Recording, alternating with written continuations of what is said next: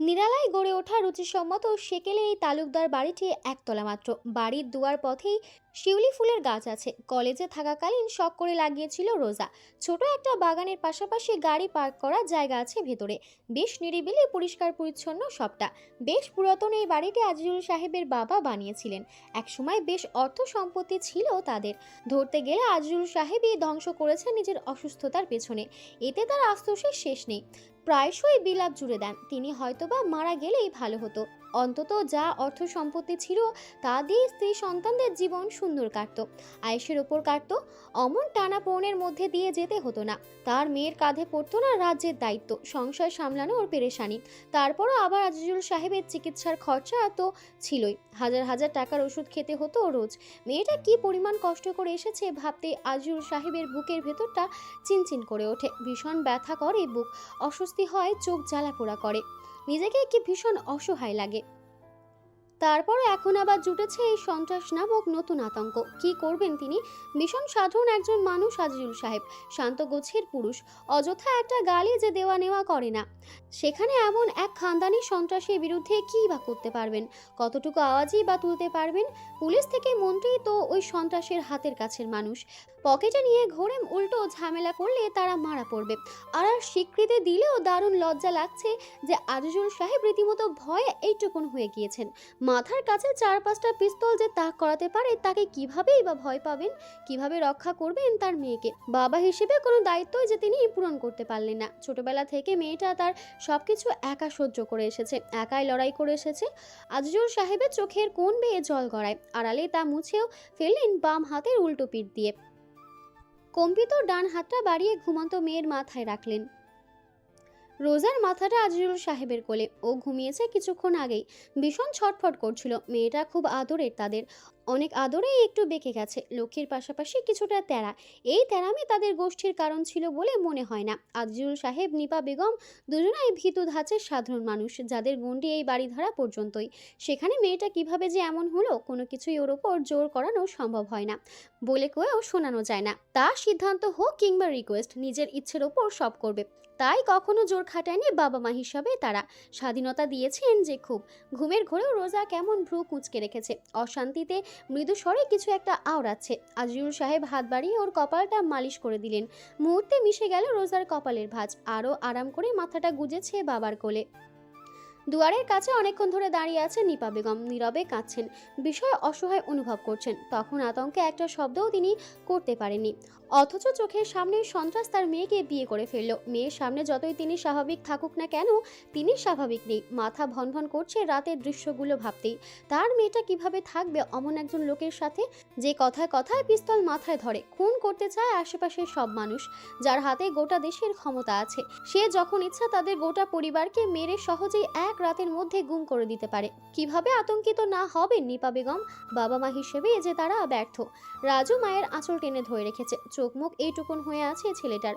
অগোচরে সম্ভবত কেঁদেছে। আজকের পর থেকে তার বোন আর তার কাছে থাকবে না ভাবতেই ওর গলাটা রোধ হয়ে আসছে। বোনের সুন্দর ঘুমন্ত মুখখানা দেখেও ফিসফিস করে বলে, আমরা চলো পালিয়ে যাই, মা আপুকে নিয়ে দূরে কোথাও চলে যাই। প্রত্যুত্তরে নিপা বেগম ছলছল চোখে ছেলের মাথাটা বুলিয়ে দেন।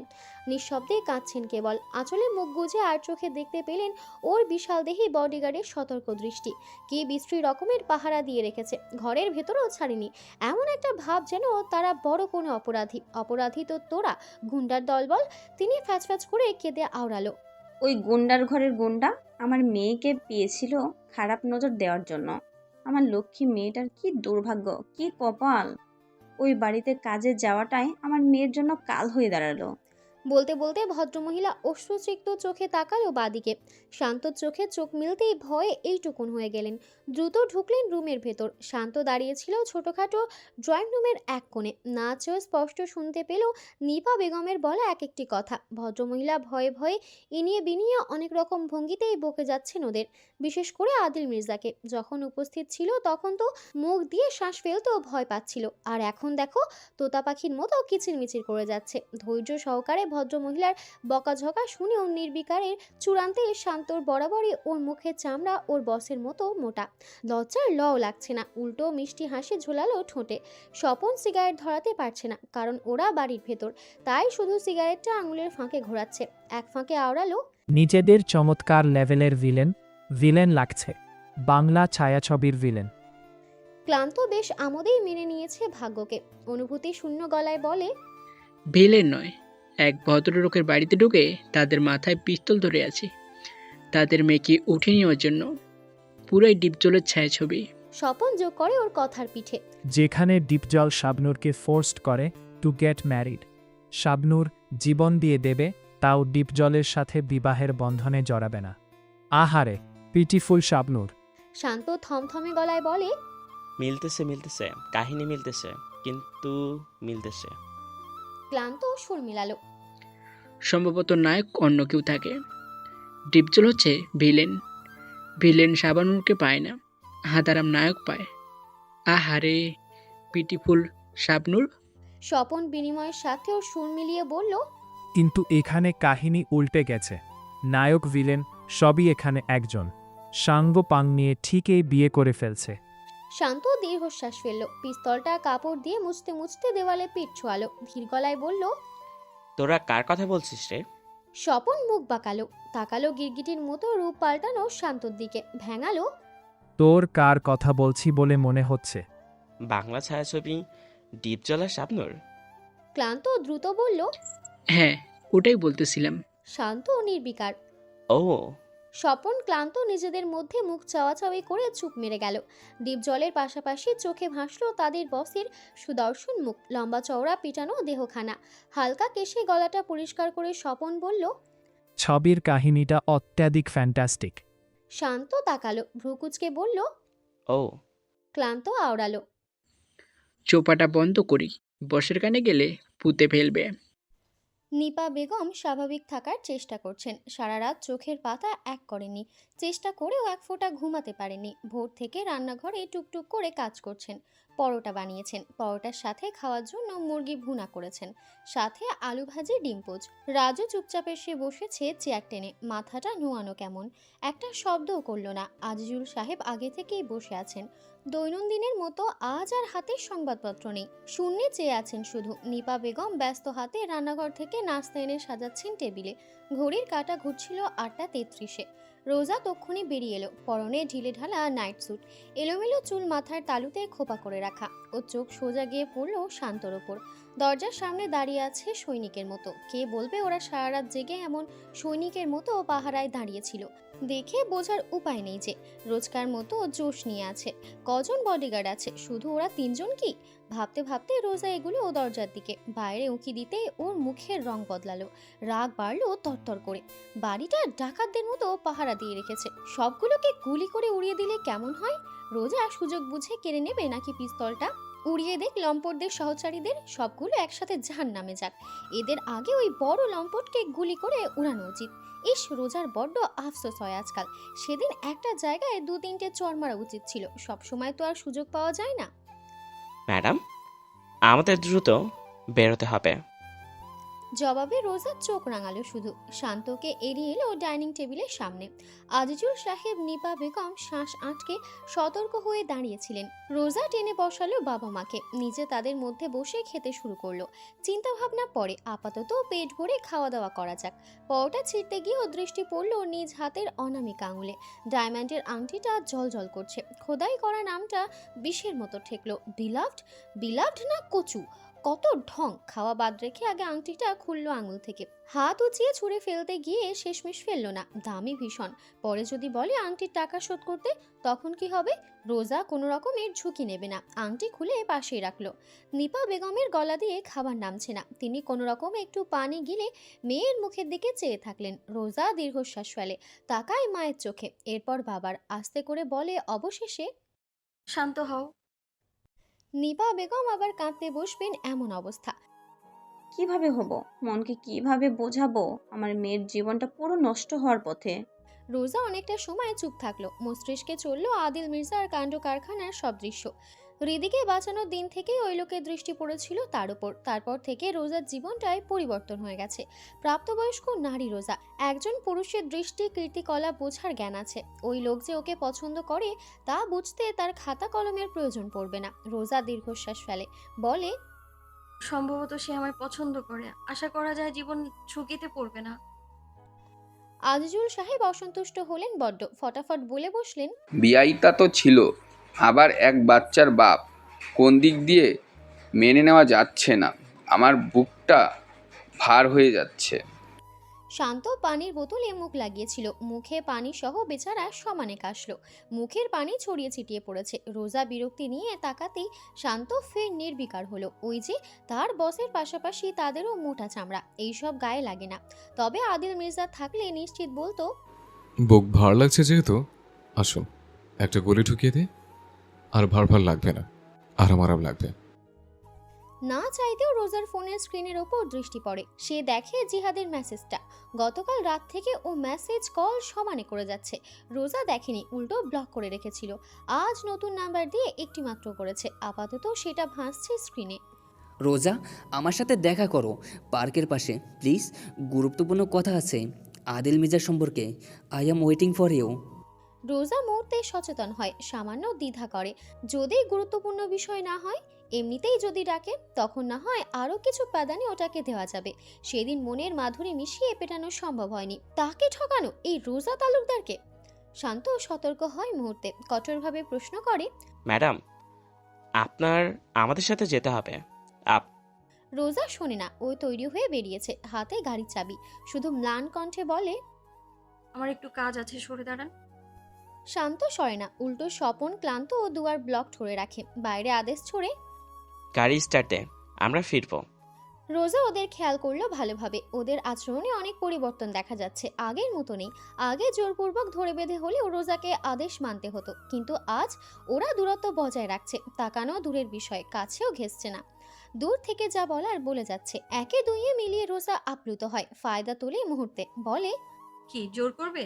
ধরবে আমাকে? থামাবে? থামাও তাহলে। কথাটুকু শেষ করে রোজা ওদের দিকেই কদম বাড়ালো, যেন ধাক্কাধাক্কি করে হলেও ও বেরুবে। প্রায় কাছাকাছি আসতেই স্বপন ক্লান্ত সরে দাঁড়ায়। ওরা সব তাজ্জব যে শান্ত পিছু ছোটে, ব্যস্ত গলায় বলে, আমাদের বাধ্য করবেন না ফোর্স করতে, গাড়িতে উঠে বসুন। রোজা শুনল না, সোজা এসে থামলো নিজের গাড়ির সামনে। শান্ত তখনও দূরত্ব বজায় রেখেছে, মুখে শাসাতে ব্যস্ত। রোজা দরজা খুলে ড্রাইভিংয়ে উঠে বসে, গাড়ি স্টার্ট করে। শান্ত ধমকায় তাদের লোকদের, মেন গেট বন্ধ কর। তবে তার সম্ভব হয় না। রোজাদের পুরাতন এই দরজার সমস্যা আছে, ভাঙা আর কি। আজিজুল সাহেব ভীষণ মেহনতের সাথে রোজ মেরামত করে তালা মারতেন, তাই ওটা টেনে মুহূর্তে ভেতর বন্ধ করতে ব্যর্থ। রোজা গাড়ি টেনে বেরিয়ে গেল, পেছনে শান্ত দীর্ঘশ্বাস ফেলল। নিজের লোকদের ইশারা করে সব গাড়িতে উঠে বসলো। তিনটা গাড়ি ট্রেনের গতিতে বেরিয়ে গেল। পিছু নিল রোজার লাল গাড়িটা। শান্ত ড্রাইভারকে হুকুম করতে করতে ব্লুটুথ কানেক্ট করে কানে ঢোকায়, কল লাগায় এলেনকে। এলেন তীব্র দ্বিধাদ্বন্দ্বে আবদ্ধ, খচখচানিটা বেড়ে যাচ্ছে ক্রমশ।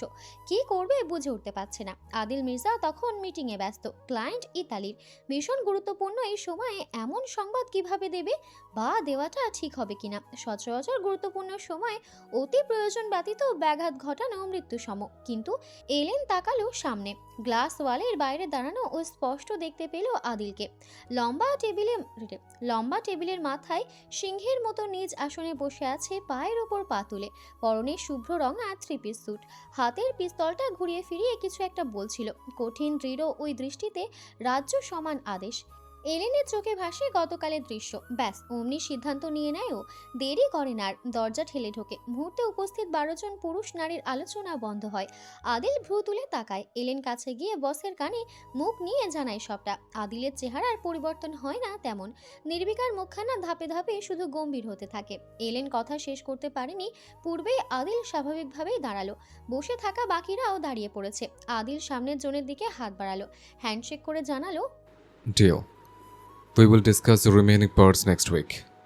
আদিল কেবিন থেকে বেরুলো দ্রুত কদমে। গলার টাইটা এক টানে খুলে ছুঁড়ে মারলো মেঝেতে। রাগে কপালের রক কাঁপছে। ওর পেছনে বডিগার্ডদের সারি পুরো করিডোর জুড়ে আতঙ্কের সৃষ্টি করেছে। পার্কিং এরিয়াতে ইতিমধ্যেই গাড়ির দরজা মেলে ধরা হয়েছে। আদিল ধমকে উঠল চলন্ত অবস্থায়। একটা 4 ফুটের মেয়েকে ম্যানেজ করতে পারছে না? এলেন অপ্রস্তুত হয়, আওড়ায়, ম্যাডাম, ম্যাডামকে কিভাবে? আদিল প্যাসেঞ্জার সিটে উঠে বসে না, ড্রাইভিং সিটের দরজা মেলে ধরে। এলেন দ্রুত ড্রাইভারকে বেরোনোর ইশারা করতেই লোকটা জবুথবু মেরে বেরোয়। আদিল উঠে বসে ড্রাইভিং সিটে, পাশে এলেন বসতে বসতে বলে, বস, আমি ড্রাইভ করছি। আদিল যেন শোনেনি, গাড়ি স্টার্ট করে, বিল্ডিং থেকে বেরিয়ে আর আশেপাশে তাকায় না, এক টানে ড্রাইভ শুরু করে। নীরব রাস্তা জুড়ে ঝড় বয়ে গেল আচমকা, সারি সারি কালো গাড়ি একসঙ্গে রাস্তা পিষে ছুটছে হাওয়ার গতিতে। এলেনের হাতে দুটো ফোন, একটা থেকে ম্যানেজার জানালো, বুদাইটা পার্কে বসে আছে সকাল থেকে, কে জানে কার জন্য। অন্যদিকে শান্ত জানালো, আমরা পার্কের দিকে যাচ্ছি madam. You so good at driving. আদিলের চোয়াল শক্ত হয়, সেকেন্ডের জন্য চোখ বুজে নেয় তীব্র রাগ সামলাতে। মাথার ভেতরটা ধপধপ করছে, গাড়ির স্পিড বাড়ে সর্বোচ্চ, রীতিমতো অ্যাক্সিডেন্ট হওয়ার মতো অবস্থা রাস্তায়। এক একটা গাড়ি নিজের প্রাণ বাঁচিয়ে কুল পাচ্ছে না। এলেনের মনে হলো আধ ঘন্টার রাস্তা চোখের পলকে পেরিয়েছে। সামনে তাকাতেই চমকে ওঠে এলেন, ওই তো সামনে থেকে আসছে লাল রঙের গাড়িটা। গাড়ির আশেপাশে পেছনে তাদের লোকেরা, মধ্যেই পার্ক। লাল গাড়িটা এসে কেবলই থামবে পার্কের সামনে, অমন সময় সোজা আদিলের গাড়ি ধেয়ে গিয়ে ক্রাশ খায় রোজার গাড়ির সাথে। তীব্র শব্দের পাশাপাশি লাল গাড়িটার সামনের অংশ থেতলে যায়। রোজা আতঙ্কে ধরফড়িয়ে ওঠে, রীতিমতো পেছাতে চাইলে সামনের গাড়িটা স্বেচ্ছায় টেনে সামনে পিছিয়ে নিতে থাকে। রোজা হতবিহ্বল, ওপাশে তাকালো বডিগার্ডসের উদ্দেশ্যে, একটাও নেই, সবগুলো সরে গেছে। রোজা কাঁচ নামিয়ে চিৎকার করলো, পাগল নাকি? জবাবে শুধু পালাক্রমে একতরফা আক্রমণ সামলাতে হলো ওকে। ভালোভাবে তাকাতেই শ্বাস আটকে এলো, ড্রাইভিংয়ে বসে মুখ চিনতে অসুবিধা হলো না। পুনরায় বিপরীত থেকে তীব্রভাবে আক্রমণ করতেই স্টিয়ারিংতে থাকা রোজার হাত ভয়ে থরথর করে কাঁপলো। ও পাশ কাটাতে চাইলে যেন আক্রমণ ধারালো হয়। অগত্যা রোজা গাড়ি থামাতে বাধ্য হলো, বেরুলো না। আদিলও গাড়ি থামিয়েছে। দরজাটা খুলে যখন বেরুলো, পাশাপাশি বেরুলো বাকি সব বডিগার্ডসও। পুরো রাস্তাটাই ব্লকড। রোজা পুনরায় দ্রুত গাড়ি স্টার্ট করে। ও এই সুযোগে এক টানে বেরিয়ে যেতে চাইলেও সম্ভব হয় না। সামনেই শান্ত, এলেন সহ বাকিরা এসে দাঁড়িয়েছে। আদিল এসে সোজা নামানো কাঁচের জানলা দিয়ে হাত ঢুকিয়ে দরজা আনলক করে এক টানে বের করলো রোজাকে। বেচারি ভালোভাবে দাঁড়াতেও পারেনি, টেনে হিঁচড়ে নিতে চাইলে ও পায়ে ব্যথা পায়, কুকিয়ে ওঠে, ছিলে যায় পায়ের চামড়া। আদিল থামলো, শক্ত চোখে দেখলো রক্তিম জেদি চোখ জোড়া, বাঘিনীর মতো চেয়ে আছে কেমন। আদিলের সতর্ক চোখ যায় অদূরে, জিহাদ চেঁচিয়ে ছুটে আসছে। আদিল চোখের পলকে রোজাকে কোলে তুলে কদম বাড়ালো গাড়ির দিকে, অগ্রাহ্য করলো ও চেঁচামেচি মুষামুষরি। আপনি আমার সাথে এমন করতে পারেন না। শান্ত প্যাসেঞ্জার সিটে দরজা মেলে ধরেছে, রোজাকে জোরপূর্বক বসিয়ে আদিলও উঠে বসলো। ইতিমধ্যে গাড়ি স্টার্ট হয়েছে, ছুটেছে সামনে। আদিল জানালার কাজ দিয়ে দেখতে পেল চলন্ত গাড়ির পেছনে ছুটতে থাকা জিহাদকে ডাকছে। রোজা বোধহয় উপলব্ধি করলো কিছু, ও মাথাটা ঘুরিয়ে জানালা দিয়ে তাকাতে চাইলে আদিল মুহূর্তে শক্ত করে ধরলো ওর চোয়াল, মসৃণ ভঙ্গিতে ফিরিয়ে আনে নিজের দিকে। ছলছল চোখে নিজের দৃঢ় দৃষ্টি মিলিয়ে বিড়বিড়িয়ে বলে, আমি সব পারি, জোর খাটানো সহ্য হয় না, হ্যাঁ? সহ্য করে নিতে শেখুন। আমি আমার উপর জোর খাটাতে ভীষণ পছন্দ করি। And you are my no no no no Mrs Adil. Roza চোখ রাঙালো, কিছু বলবে এর পূর্বেই আদিল রুক্ষ ভঙ্গিতে ছাড়লো ওর চোয়াল, ধরলো ওর নরম হাতটা। অনামিকা আঙুলে নেই তার দেওয়া আংটি। আদিল নীরবে তাকায়, শুধু দৃষ্টি দিয়ে প্রশ্ন করে। রোজা জবাব দেয় না, জেদ ধরে চেয়ে আছে। থমথমে নীরবতা ভাঙলো আদিলের অনুভূতি শূন্য কণ্ঠে। যে আঙুলে আমার দিয়ে আংটির শোভা পায় না, ওই আঙুল রাখার কি দরকার? কেটে ফেলে। রোজার চোখ দুটো বড় বড় হয়ে আসে, মুখটা হা হয়ে গেছে, শিরদাঁড়া বেয়ে নামে ভয়ের স্রোত। ওর আতঙ্কিত মুখে চেয়ে আদিল হাতটা বাঁকিয়ে ধরলো, ব্যথায় ভেজা চোখে জল জমলো রোজার। ও রীতিমতো জানালার কাচের সাথে মিশে গেছে।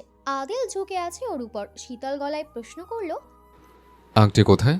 জবাব না পেয়ে সঙ্গে সঙ্গে হাতের ওপর ভয়াবহ জোর দিতেই রোজা কোকিয়ে আওড়ালো, গাড়িতে আমার ব্যাগে।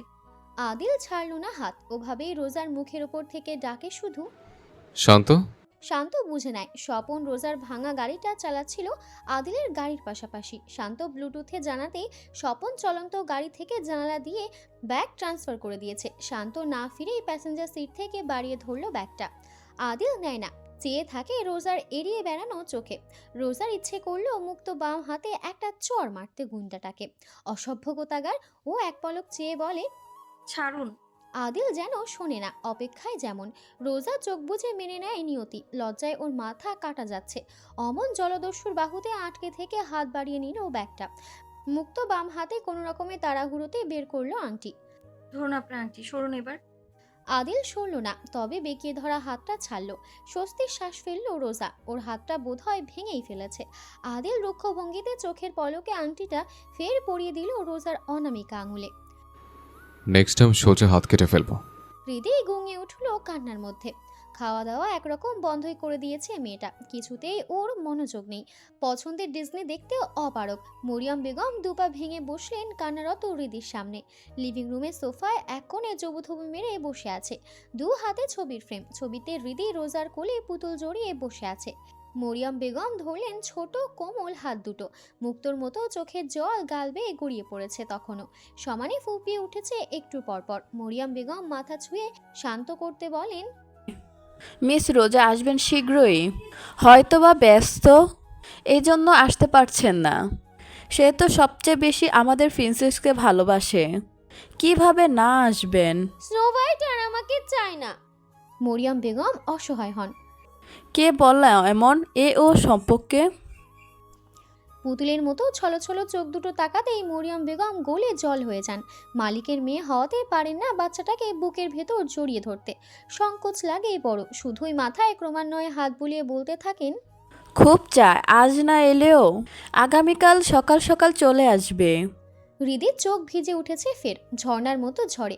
ও বিড়বিড় করে বিড়াল ছানার মতো, আমি চাই স্নো হোয়াইট সবসময় আমার সাথে থাকুক, যেভাবে আমার ক্লাসমেটদের মা থাকে।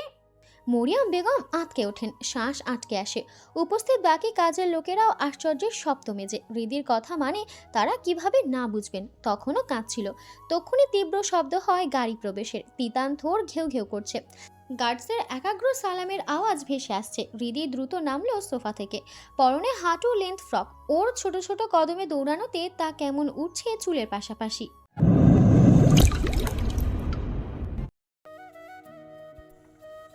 মার্ভেলের ড্রাইভওয়ে পিষে এসে থেমেছে সারিবদ্ধভাবে। গাড়ি থামতে দেরি, শান্তর চটজল দিয়ে বেরুতে দেরি হলো না। ও দ্রুত দক্ষ হাতে মেলে ধরল গাড়ির প্যাসেঞ্জার সিটের দরজা। দরজার কাছে এসে দাঁড়িয়েছে তিতানথোর, ঘেউ ঘেউ করছে সমানে। আদিল নেমে এলো তক্ষুনি। ওরা এতে আরও উৎসাহিত হয়। পায়ের সাথে মিশতে চেয়ে আরও জোরালোভাবে শব্দ তুলে ডেকে ওঠে। আদিল ঝুঁকলো, ওদের গায়ে মসৃণ পশমে হাত বুলিয়ে দিল। সেভাবেই ফিরে তাকালো গাড়ির ভিতর। রোজা এক কোণে এখনও সেটে আছে। বেরোনোর লক্ষণ দেখা যাচ্ছে না। সাপের মতো ফোঁস করছে। চোখের ওই কঠিন দৃষ্টি আদিম অগ্রাহ্য করলো। বেরোনোর জন্য বলল না, তাগাদা দিল না। বসে নির্বিকার ভাব দেখে শান্তও নড়ল না। দরজা ধরে দাঁড়িয়ে থাকলো স্ট্যাচুর মতো। সরল থোর আর তিতানের ঘেউ ঘেউ ব্যতীত আর কোনো শব্দ শোনা গেল না কিছুটা সময়। সেই মুহূর্তে অদূর থেকেই বাচ্চা বাচ্চা এক কণ্ঠের ভীষণ হৃদয় বিতরক কান্নার সুর ভেসে এলো। আদিল সতর্ক চোখে তাকাতেই এলেন ছুটল দুয়ার পথে সোনালি রঙে 6টা সিঁড়ির কাছে। হৃদি দৌড়ে সিঁড়ি বেয়ে নামছে কাঁদতে কাঁদতে। ওখান থেকেই ডাকছে সমানে, ড্যাড ড্যাড। রক্তবর্ণ ছোটখাটো মুখটা চোখের জলে ভেজা। ফোঁফাতে ফোঁফাতে শ্বাস প্রায় বন্ধ হয়ে আসার মতো অবস্থা।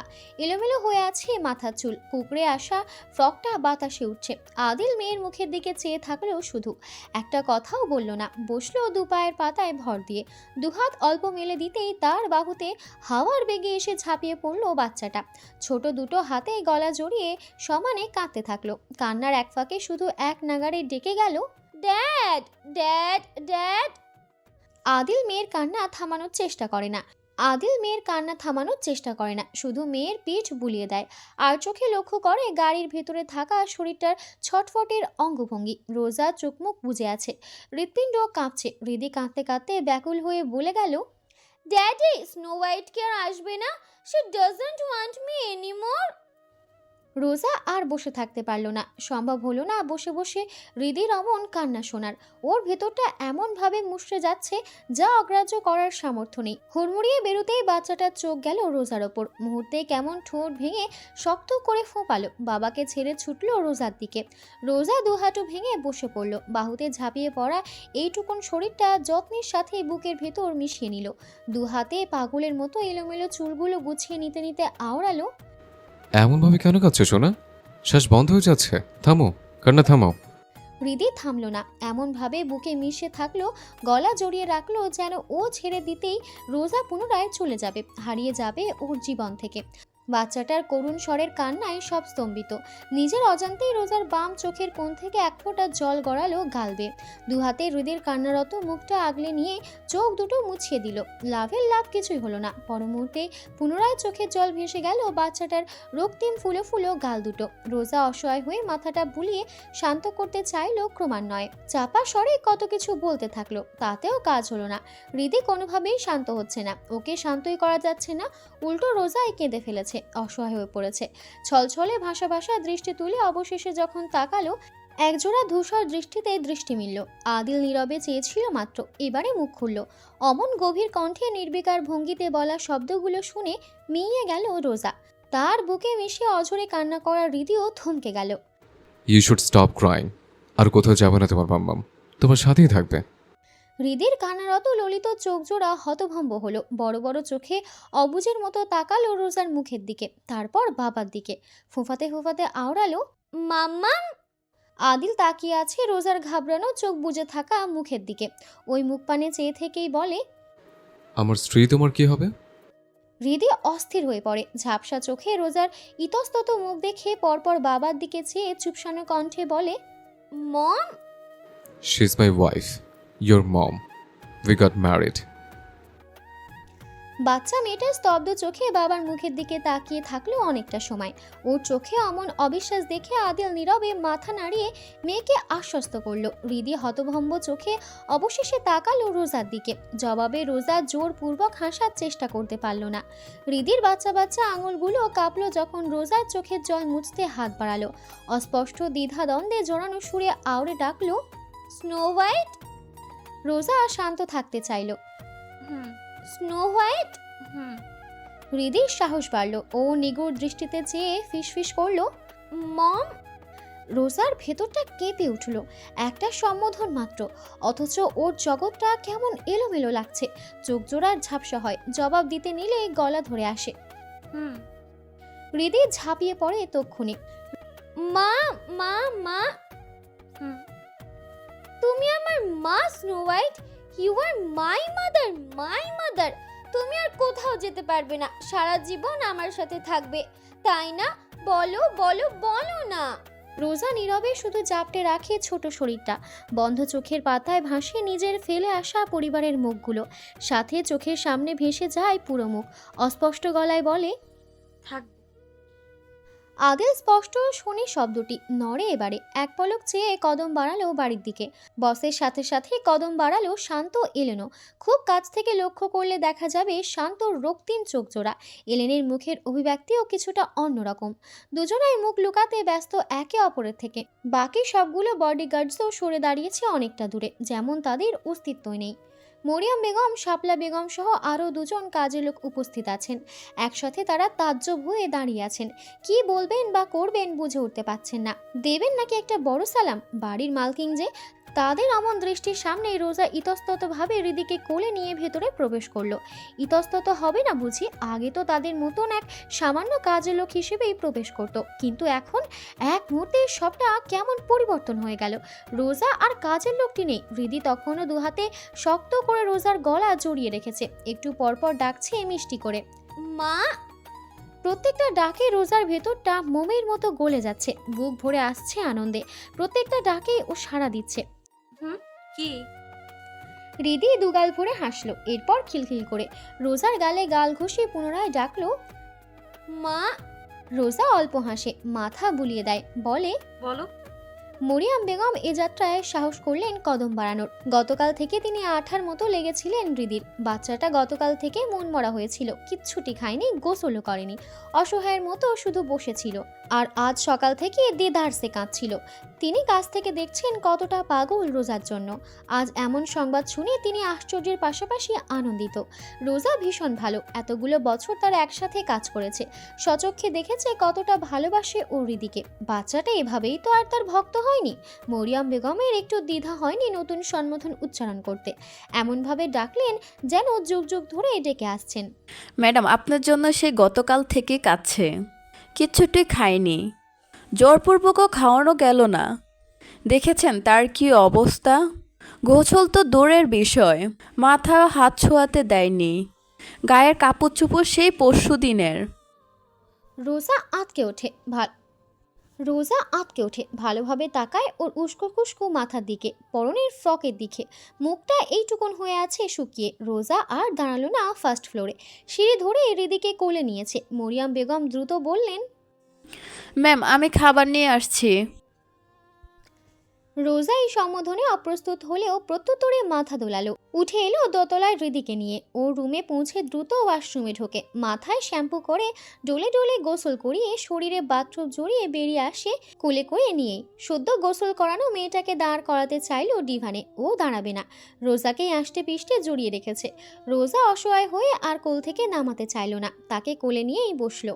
শুভ্র রঙা তোয়ালে দিয়ে নরমভাবে মুছতে শুরু করলো পিঠ সমান চুলগুলো। হৃদি চেয়ে আছে মুগ্ধ চোখে, বোকা বোকা ভাবে শব্দহীন হাসছে কেমন। রোজা ও নাক ছুঁয়ে বলে, কি এত হাসছো কেন? হৃদি উচ্ছ্বাস নিয়ে বলে, I am so happy right now, I am the happiest in the world. রোজার হাত থামে না, নিঃশব্দে হাসে। জেনেও চুল মুছতে মুছতে আওড়ায়, তা কেন? কারণ এখন থেকে তুমি আমার মাম্মাম, আমার সাথে থাকবে সব সময়, কোথাও যাবে না। এটা তো এখন থেকে তোমারও বাড়ি। রোজার ব্যস্ত হাত দুটো থেমে যায়, দৃষ্টি পড়ে না অনেকটা সময়। হৃদয় মিষ্টি করে ডাকতেই ওর ধ্যান ভাঙে। তোয়ালে রেখে হেয়ার ড্রায়ার চালিয়ে চুল শুকাতে ব্যস্ত হয়। হৃদয় যেন ওর হাতের পুতুল, যেভাবে নাচাচ্ছে মেয়েটা সেভাবেই নাচছে। এত বাধ্য। রোজা মাথা নুইয়ে টুপ করে গালে চুমু খেলো। চুল শুকিয়ে ওর মাথায় সুন্দর একটা হেয়ার স্টাইল করলো সময় নিয়ে। এরপর একটা মিষ্টি রঙের ড্রেস পরালো। এর মধ্যে মরিয়ম বেগম খাবার নিয়ে এলেন। অনেকটা সময় নিয়ে ওকে খাওয়ালো নিজ হাতে। খাওয়া শেষ করিয়ে ক্লান্ত ওর মাথাটা নিজের কোলে নিয়ে বলল, এবার চোখ বুজে ঘুমাও। চোখ দুটো লাল হয়ে গেছে। হৃদি কোলে মুখ গুছলো ঠিক, তবে চোখ বুঝতে অপরগ। দ্বিধা জড়িত গলায় ফিসফিস করলো, ভয় হয় আমাকে রেখে যদি তুমি চলে যাও আবার। রোজার হৃদয়টা যেন কেউ খামচে ধরেছে। ও দ্রুত বলল, কোথাও যাবে না মা, তুমি চোখ বন্ধ করে ঘুমাও। উঠে দেখবে আমি এখানেই আছি, তোমার কাছেই। হৃদির ধূসর চোখ দুটোতে তারা ভাসলো। ও চোখ বুঝলো। রোজার হাত ব্যস্ত, নরম গতিতে বুলিয়ে দিতে থাকলো মাথার চুলগুলো। এতে ভীষণ আরাম বোধ করে হৃদি। পেটে মুখ গুজে শব্দ করে, বড় করে শ্বাস টেনে নেয়। তার মা, হৃদির মা, শুধু হৃদির। সূর্য ডোবার কিছুক্ষণ আগ দিয়ে দরজায় করাঘাত করলো শান্ত। সেই যে আদিল নিজের রুমে প্রবেশ করেছে আর বেরোয়নি।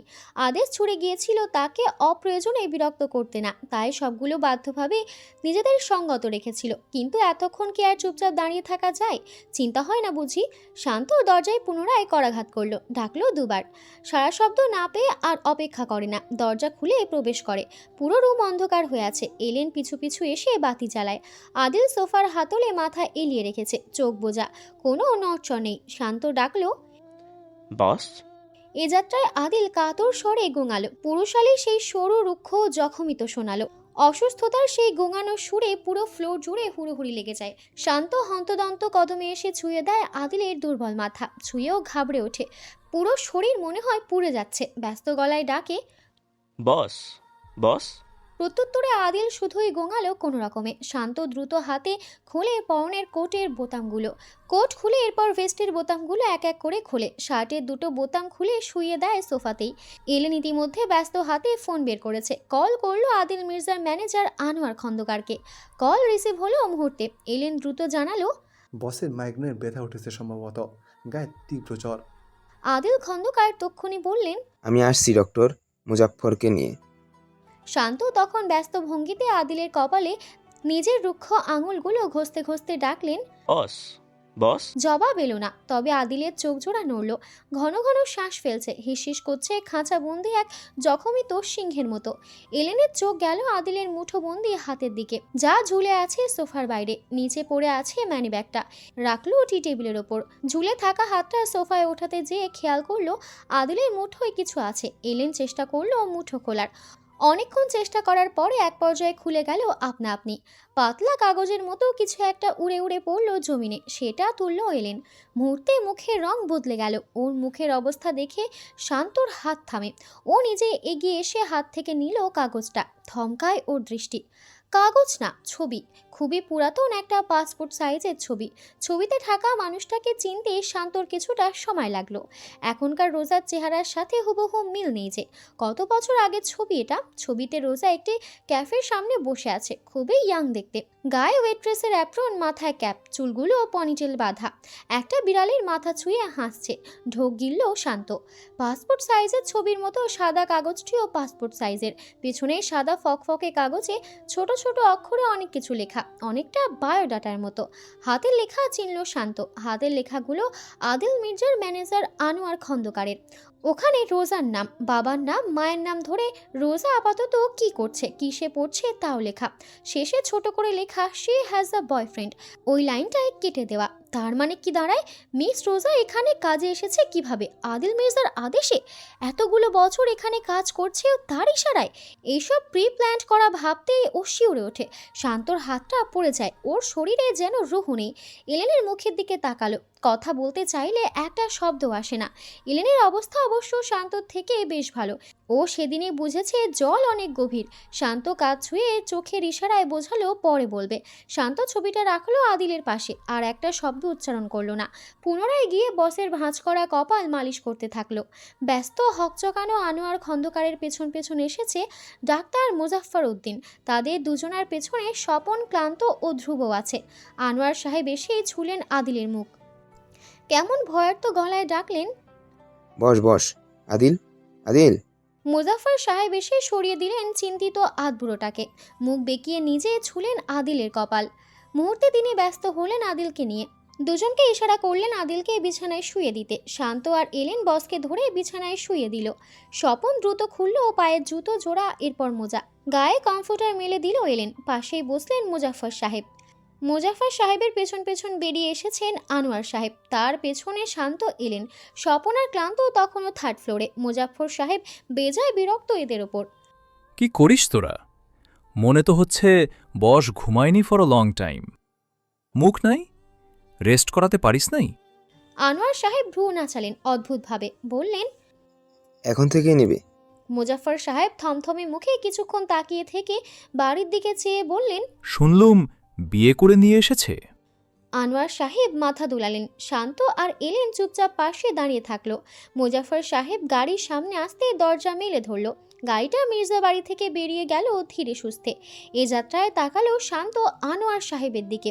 আনোয়ার সাহেব অবুঝ সাজলেন। এলেন ফটাফট জিজ্ঞেস করলেন, বসের হাতের ওই ছবিটা কত বছর আগের? তো তখন প্রিন্সেস? এলেন পুরো কথাটা শেষ করে না। আনোয়ার সাহেব হাঁটা ধরলেন বাড়ির ভেতর। তার দুপাশে শান্ত এলেন। গার্ডেনার ইলিয়াস উদ্দিন তখন ভেতর থেকে বেরিয়ে আসছিলেন তিতান আর থোরকে নিয়ে। দুটো ঢুকেছিল ভেতরে। তাদের পাশ কাটালেন আনোয়ার সাহেব। থমথমে মুখে সিঁড়ি বাইতে বাইতে মুখ খুললেন, প্রিন্সের বয়স তখন 1 বছর 2 মাস। ব্যাস এতটুকুই। আনোয়ার সাহেব আর কিছু বললেন না। আর কথা বাড়ালো না এলেন শান্ত। তারা বুদ্ধিমান। একে দুয়ে সবটা বুঝতে সময় লাগলো না। ইট ওয়াজ আ লং জার্নি। ঘড়ির কাঁটা 11:40। গ্লাস ওয়াল দিয়ে স্পষ্ট দেখা যাচ্ছে অর্ধখণ্ডিত চাঁদটা। অন্ধকার রুমে শুধুমাত্র চাঁদের আলো এসে পড়েছে। ওই আলোয় আবছা দেখা গেল আদিলকে। বিছানা ছেড়ে উঠে এসে বসেছে সোফায়, উদাম শরীর। কোনো রকমের লুজ একটা ট্রাউজার কোমরে ঝুলে আছে। সামনে টি টেবিলে ড্রিঙ্কসের গ্লাস। ও পিচ্ছি গ্লাসটা ভরল। এক টানে গলায় ঢেলে গোঙালো তেতো স্বাদে। একটা সিগারেট ধরাতে ধরাতে মাথাটা এলিয়ে দিল হাতলে। জ্বলন্ত সিগারেট যখন ঠোঁট ছোঁয়ালো মাথা ভার ভার লাগলো। মনে হলো সব ডুবে যাচ্ছে, কোথাও একটা মিশে যাচ্ছে। মনে হচ্ছে আদিল অন্ধকার কোনো ব্ল্যাক হোলে একা দাঁড়িয়ে আছে। মনে হচ্ছে ওই অন্ধকার তাকে ডুবিয়ে নিচ্ছে ভীষণ অতলে। তখনই চোখের পাতায় ভাসলো সুন্দর একটা মুখ। ওই পুরো অন্ধকারের মধ্যে এই মুখখানি চাঁদের মতো উজ্জ্বল হয়ে আছে। তার অন্ধকার দুনিয়ায় মুহূর্তে আলো জ্বলল যেন। আদিলের হার্টবিট শান্ত হয়। অন্ধকার কাটাতে থাকে। ভ্রমের মাঝে সে নীরবতা ভাঙে। বাতাসের মতো নরম স্বরে কেবলই বিড়বিড় করে, फिर शीन लिखो तेरा नींद उड़े, जब काफ लिखो तुझे कुछ कुछ हो, मैं इश्क लिखो तुझे हो जाए, मैं इश्क लिखो तुझे हो जाए, मैं इश्क लिखो तुझे हो जाए। চাঁদটা ঠিক তালুকদার বাড়ির ওপরে জ্বলজ্বল করছে। চাঁদের আলোয় আর মিহি বাতাসের স্পর্শে চারপাশটা ভীষণ আদুরে লাগলেও ভেতরটা হয়ে আছে থমথমে নিষ্প্রাণ। চঞ্চল রাজুও কেমন চুপসে গিয়েছে। সারাটা দিন পেরিয়ে এত রাত হতে চলল, অথচ ছেলেটা একটা কিছু মুখে তোলেনি। প্রায় নিত্যদিনই খুঁড়ে খুঁড়ে হাঁটতে বেরোতেন আজিজুল সাহেব। আজ আর ভদ্রলোক বাড়ি থেকেই বেরোননি। সারাদিন রুমে বন্দি হয়েছিলেন। নিপা বেগম কিছুক্ষণ আগেই স্বামীকে জোরপূর্বক এনে বসিয়েছেন ড্রয়িং রুমে। টি টেবিলেই রাতের খাবারটা পরিবেশন করেছেন। চোখ রাঙিয়ে বোঝালেন খেতেই হবে।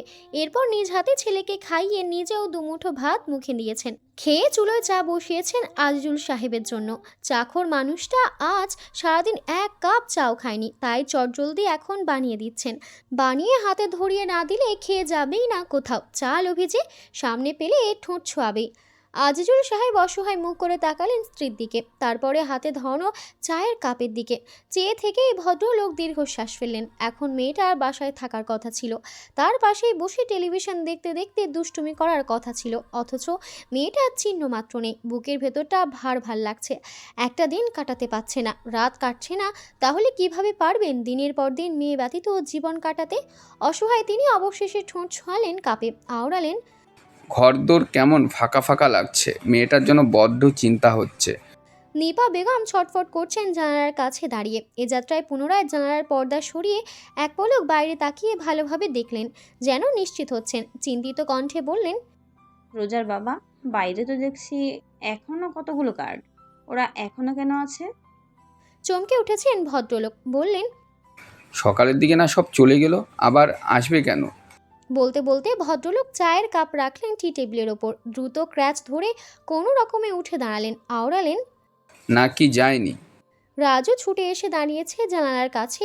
তাদের প্রধান ফটকের ওখানে কয়েকটি বডিগার্ড এখনও পাহারা দিয়ে রেখেছে। আজিজুল সাহেব ওদের ভালোভাবে লক্ষ্য করেন। সবগুলোর হাতে বন্দুক। ওরা ক্ষিপ্ত ভঙ্গিতে তাক করে আছে কোথাও একটা। অসন্তুষ্ট হলেন আজিজুল সাহেব। এখনো এমন পাহারা দিয়ে রেখেছো কেন? কি সমস্যা ওদের? আমার মেয়ের জীবন নষ্ট করেও শান্তি হয়নি দেখছি। একটা বিহিত তো করতেই হয়। তোমরা থাকো ভেতরে, আমি গিয়ে দেখি। স্বামীর হাতটা চেপে ধরলেন নিপা বেগম। ভয়ার্ত দৃষ্টির ইশারা দিয়ে বোঝালেন আবারও তাকাতে। আজিজুল সাহেব বিরক্ত চোখে তাকাতেই আঁতকে ওঠেন। তাদের দুয়ার ভেঙে যে গাড়িগুলো ঢুকতে চাচ্ছে ভেতরে, তাদের উদ্দেশ্য অজানা, তবে শুভকর নয় তা বোঝা যাচ্ছে। ওইসব গাড়িগুলোতে থাকা ভিন্ন পোশাকের লোকগুলো এক প্রকার বাড়ি ধ্বংস করতে চাচ্ছে যেন। ওরা বন্দুকের গুলি ছুটছে ঠিক বাড়ির দিকে, আর তাদের ফটক পাহারা দিতে থাকা বডিগার্ডগুলো প্রতিরোধ করছে সমানে। ওরা না থাকলে হয়তোবা ইতিমধ্যে ভেতরে ঢুকে তাদের জানে মেরে ফেলতো। গায়ের পশম দাঁড়িয়ে পড়েছে নিপা বেগমের। জাপটে ধরলেন ছেলের শরীর। ইতোমধ্যে গোলাগুলির তীব্র শব্দে কেঁপে উঠেছে তালুকদার বাড়ির ভূমি পর্যন্ত। দুজন গার্ড এসে দাঁড়িয়েছে তাদের বাড়ির বন্ধ দরজার সামনে। ওদের ছোড়া এক একটা গুলির শব্দে আজিজুল সাহেবের হাত কাঁপে। উনি চিৎকার করছেন, কারা ওরা? কেন হামলা করছে? প্রত্যুত্তর করেনি কেউ। তবে আদিল মির্জা রেখে যাওয়া গার্ড কোনো সাধারণ গার্ড তো নয়। এই যে অজানা অচেনা প্রায় 2 গাড়ি ভর্তি লোকজন এসে হামলা চালালো, তাদের সামলানোর জন্য আদিল মির্জা রেখে যাওয়া ওই 6-7 জন কেমনই যথেষ্ট।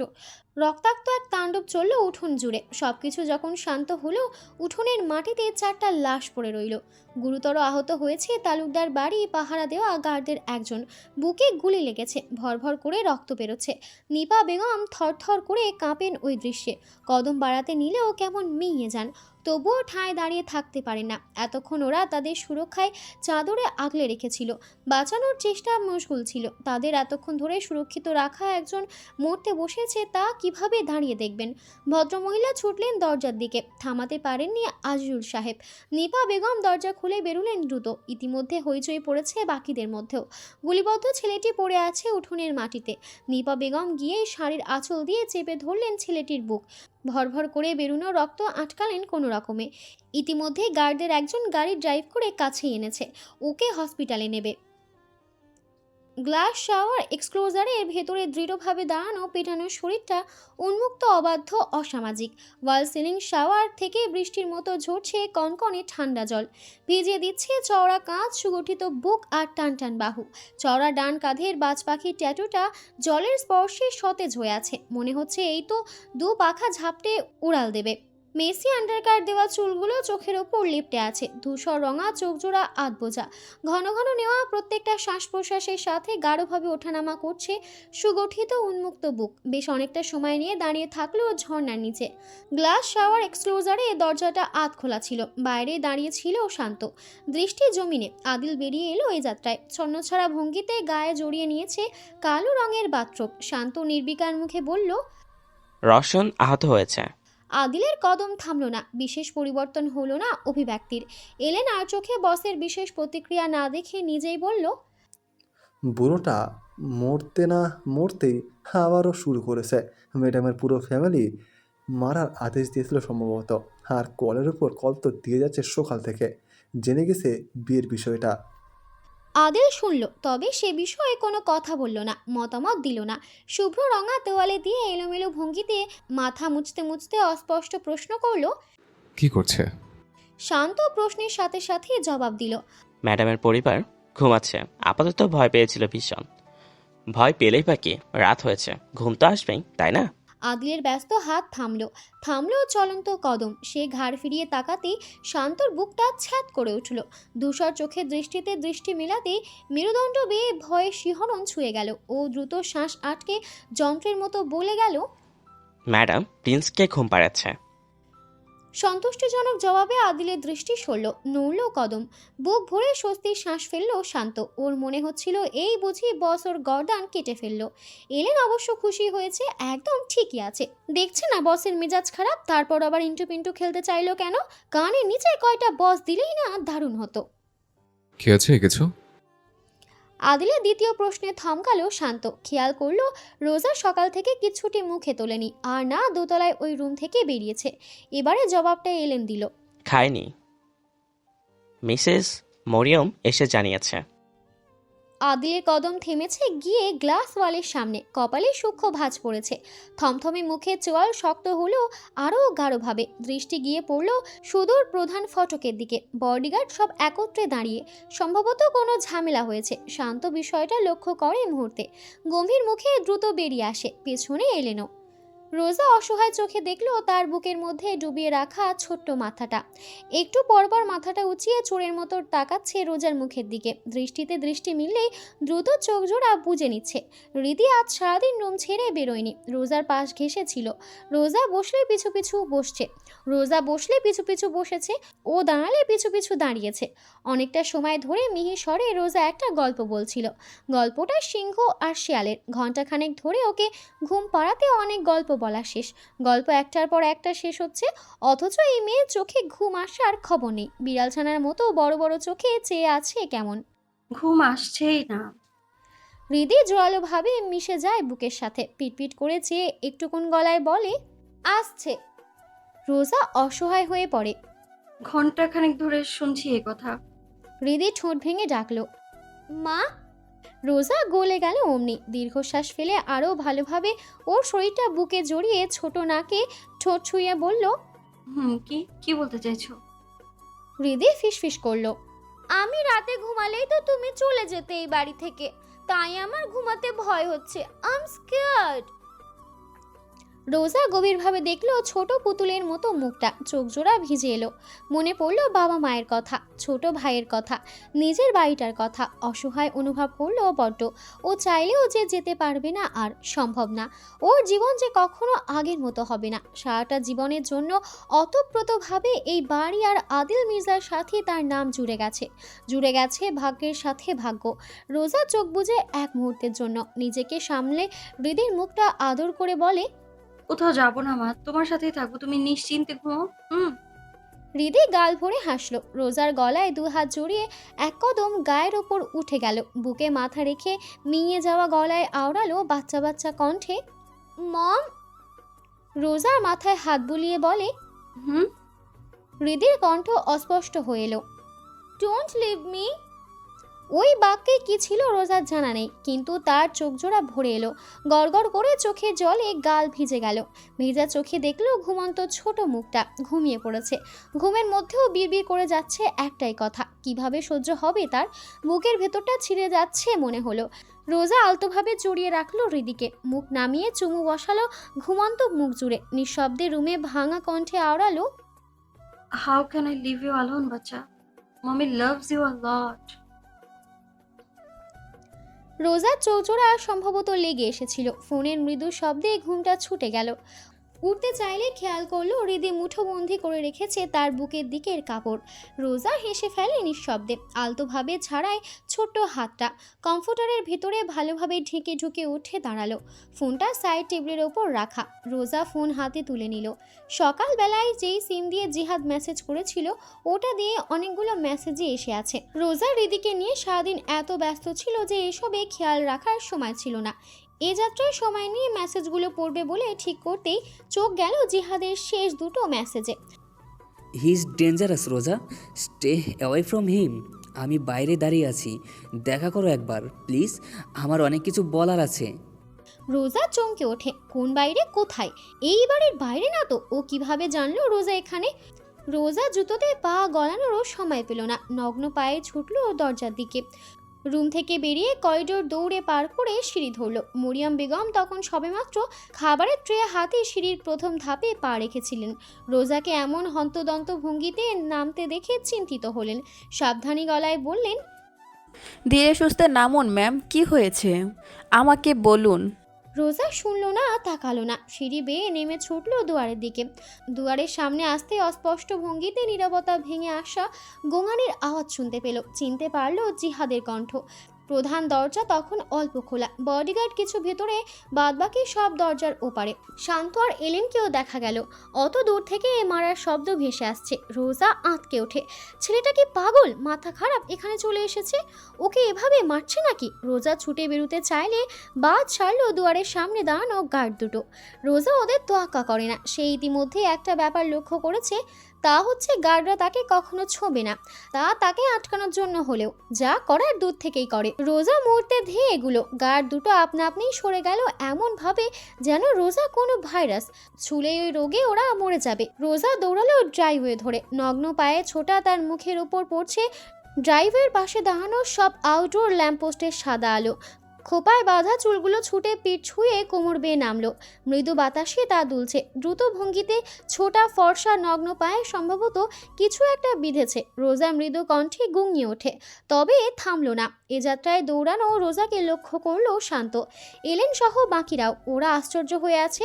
ওদের পলক পড়ে, মস্তিষ্ক নড়ে। ওদিকে ছড়িয়ে ছিটিয়ে থাকা প্রত্যেকটা বডিগার্ডের দ্রুত দৃষ্টি নামে। মাথা সহ শরীরটা একসাথে সৈনিকের মতো ঘুরে যায়। বড় দরজাটা চোখের পলকে বন্ধ হয়। সবগুলোর পিঠ দেখে রোজা হতবিহ্বল। হঠাৎ এমন কাণ্ডে কিং কর্তব্য বিমূঢ়। প্রত্যেকের অমন প্রতিক্রিয়াতেও থামলো না চলন্ত কদম। ছুটতে ছুটতে ও চেঁচাতে চাইলেও শান্ত এলেনের উদ্দেশ্যে, কিন্তু পারল না। কণ্ঠ ডুবে গেল বেরোনোর আগেই। অনুভব করলো নিজের নরম পেটের ওপর এক শক্ত থাবা, সিংহের থাবার মতো রুক্ষ স্পর্শে রোজা ভয় ছিটিয়ে যায়।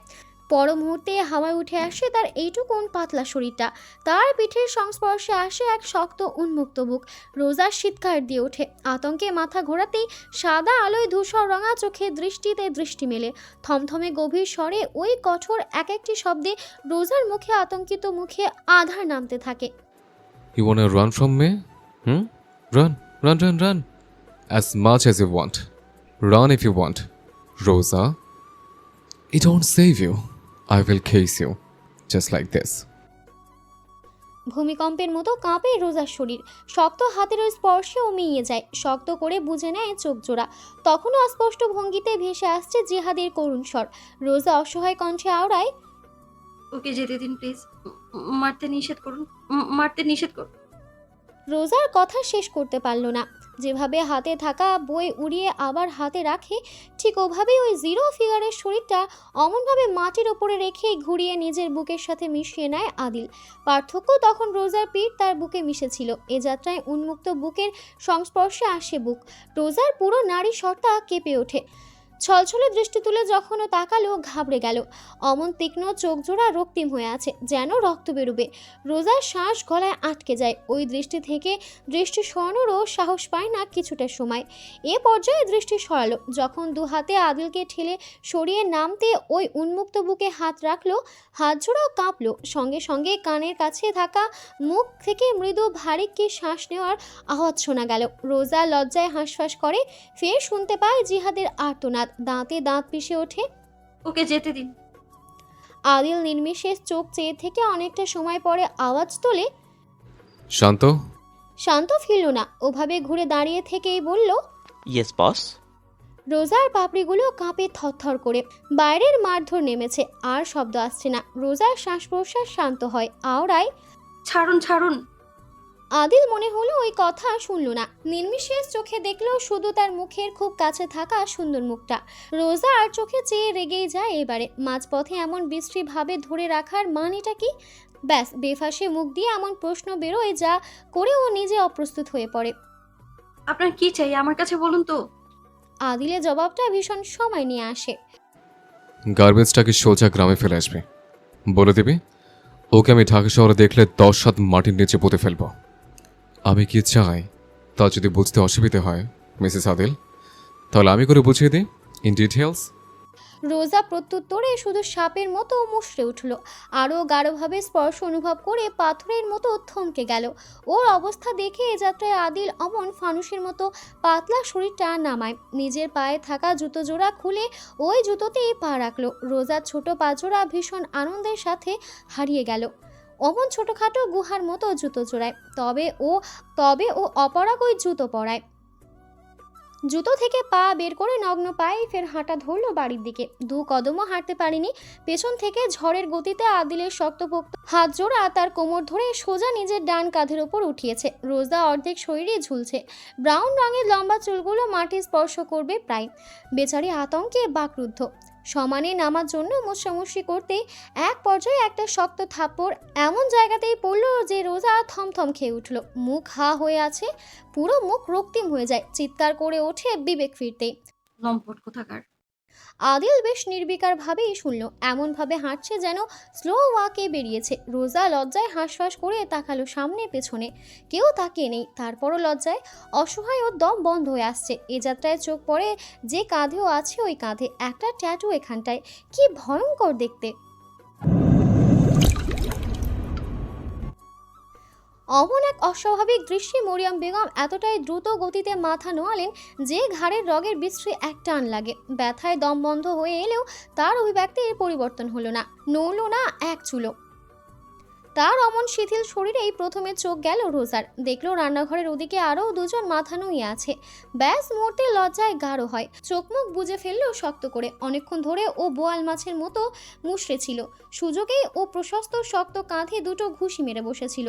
এতে কাজের কাজ কিছুই তো হলো না, উল্টো ওর সাথে ভীষণ এক অন্যায় হয়ে গেল। এমন এক বিশ্রী কাণ্ডের ভুক্তভোগী হয় যে রাগে দুঃখে কেমন শরীরে আটসাট হয়ে এলো।